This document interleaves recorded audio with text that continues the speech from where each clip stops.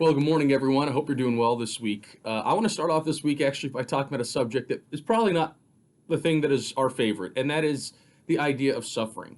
You know, we try to run and hide from suffering in our life because well, let's be honest, it's hard, it's painful, it's not fun. No one likes to go through a time of suffering. And yet, throughout Scripture, we see the promise of the blessing of suffering. And the blessing of suffering is not that suffering is good, but the blessing of suffering is that we have the opportunity to learn to rely on God more. And today, I want to share a passage with you from Second Corinthians, where St. Paul is writing to the church in Corinth, and he says this: For we do not want you to be ignorant, brothers, of the affliction we experienced in Asia. For we were so utterly burdened beyond our strength that we despaired of life itself.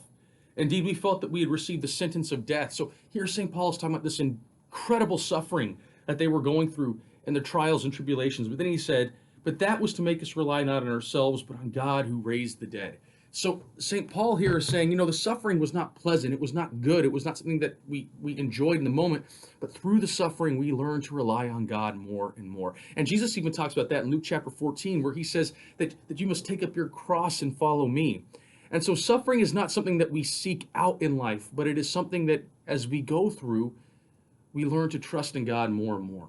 And so I'm sharing this with you today in case you're going through a time of suffering right now. Rely on God. If you're going through that suffering, rely on God, for he is able to carry you and strengthen you, and he will be your strength, and he will grow you in your faith as you do that. So trust in God in the midst of your suffering.